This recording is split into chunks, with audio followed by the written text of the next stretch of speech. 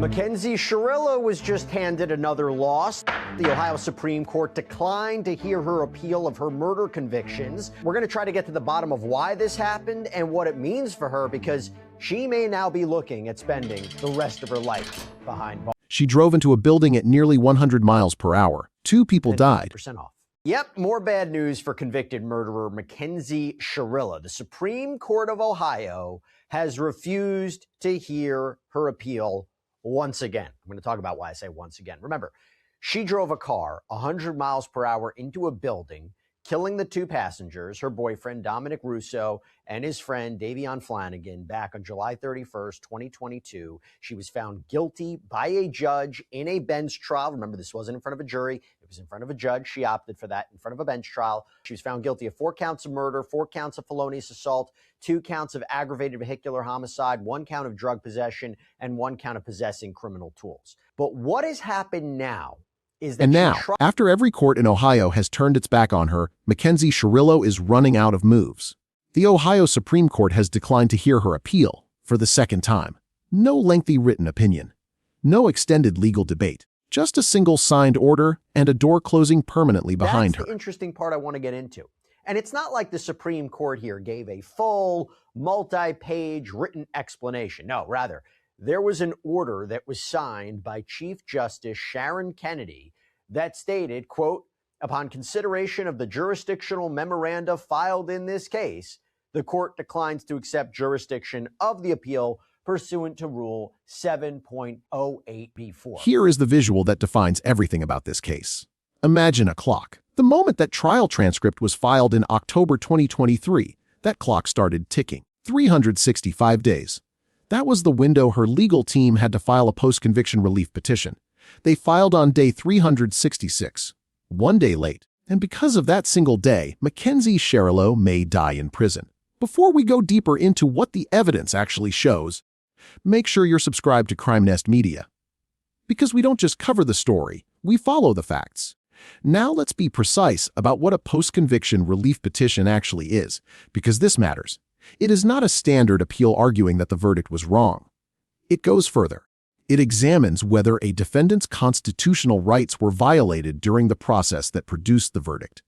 It can look beyond the trial record entirely. What I want to start with, okay? And let me start with the opening paragraph of her brief. It says, quote, McKenzie Sharillo, who was 17 years old when the car she was driving crashed into a wall at a speed in excess of 80 miles per hour, is serving a life sentence for murdering her 2 passengers. There is medical evidence that McKenzie Sharillo suffered from a pre-existing medical condition that could have caused her to black out while driving. But that evidence was only cursorily referenced at trial because defense counsel, despite being aware of Ms. Sharillo's condition, did not adequately investigate this aspect of the case. And Sharillo's argument was straightforward. Her trial lawyers knew she had a diagnosed medical condition.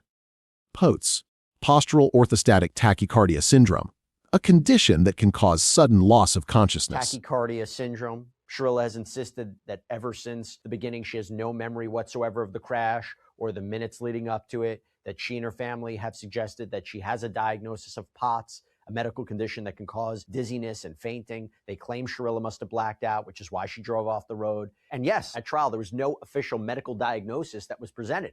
Although Sharillo's mom knew, and they never secured a single expert witness to investigate it. That, her team argues, is a Sixth Amendment violation. Ineffective assistance of counsel.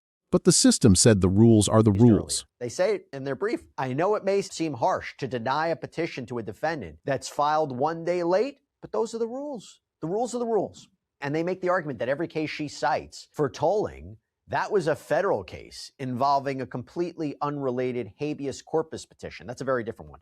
Basically, the trial court rejected the petition as untimely.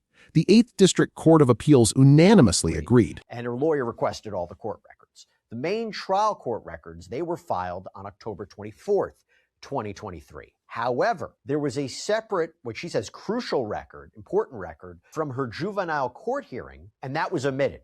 It had to be tracked down later. And by law, again, I said she had 365 days to file her next petition. Her new lawyers filed it on October 24th, 2024. So if the 365-day clock started when the main trial records, the trial transcript was filed, they were exactly 366 days late, so 1 day late.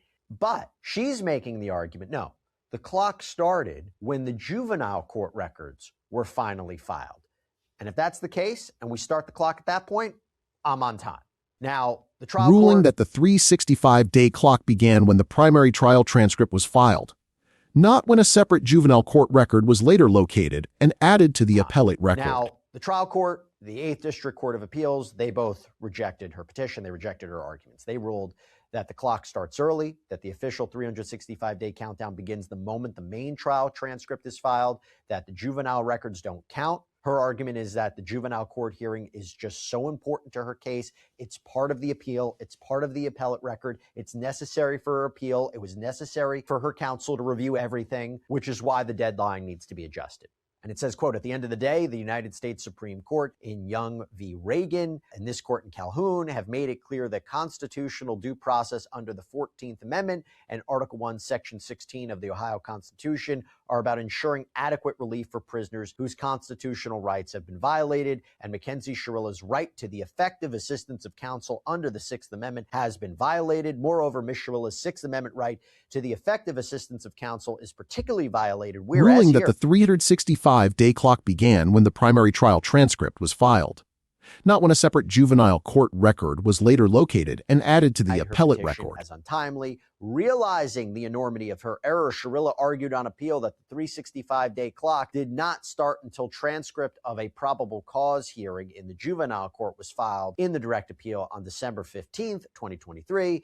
The 8th District Court of Appeals unanimously and correctly rejected this argument. It noted that the statutory phrase trial transcript customarily refers to the record of the adjudicatory proceeding in which guilt was determined, and held that a juvenile probable cause hearing is not a trial. And then they say the 8th District distinguished Sharillo from another case, this Baker case, a case in which there was no trial transcript existed because the defendant pleaded guilty. This case fails to present an issue of public or great general interest. Then the Ohio Supreme Court refused jurisdiction entirely. No argument. One order. The rules are the rules. Here is where this becomes a question worth sitting with. If McKenzie Sharillo's lawyers had filed one single day earlier, would her constitutional claims have been examined on their merits?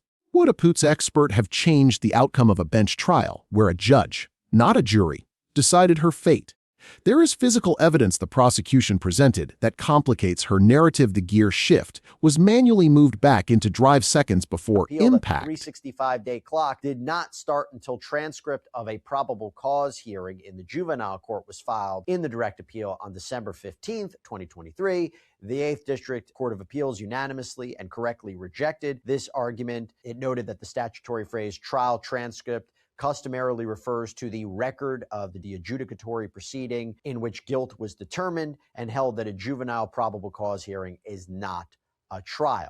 And then they say the 8th District distinguished Sharillo from another case, this Baker case, a case in which there was no The accelerator was fully depressed throughout, and she had previously threatened to crash her vehicle with her boyfriend inside it. Response was, they say, quote, defendant appellant McKenzie Sharillo drove her vehicle at a high rate of speed into a building, killing her boyfriend and another passenger. Her vehicle's data recorder showed that Sharillo drove more than 95 miles per hour in a 35 mile per hour zone with the accelerator pedal 100% depressed, never applying the brakes. Sharillo maintained control of the vehicle as it maneuvered a large curve in the road, never veering off the road. She also previously threatened to crash her vehicle while her boyfriend was inside it.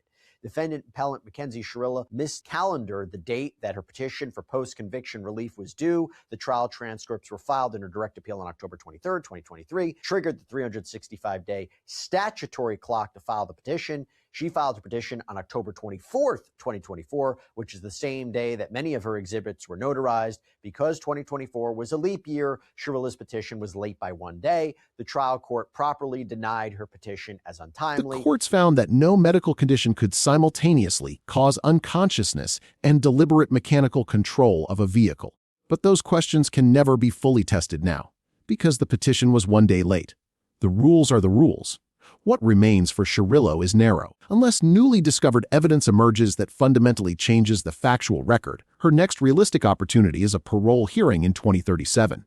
15 years to life, 2 concurrent sentences, conviction on 4 counts of murder confirmed at every level of Ohio's court system. In a Netflix documentary filmed from behind bars, she said she will do everything she can to prove her innocence to the world. Declined to hear her case.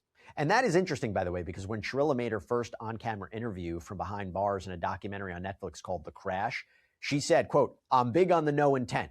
There was no intent whatsoever there. I have excessive amounts of remorse for Dominic, DaVon, both of their families. This was not intentional, and I will do everything I can to prove that to the world and the families, and that's it." And I got to say, this is not surprising from the court. It appears to be kind of rather straightforward under the law, what it says. And, I read through the Eighth Circuit position as well. You heard the prosecution describe it too. It's pretty accurate about how they decided it.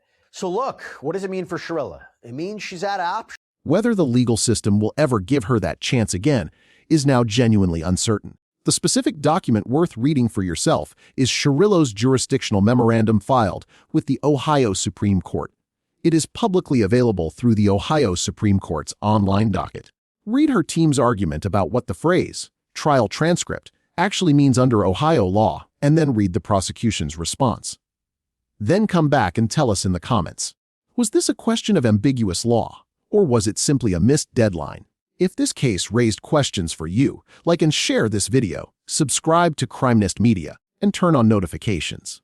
Because the next case is already waiting.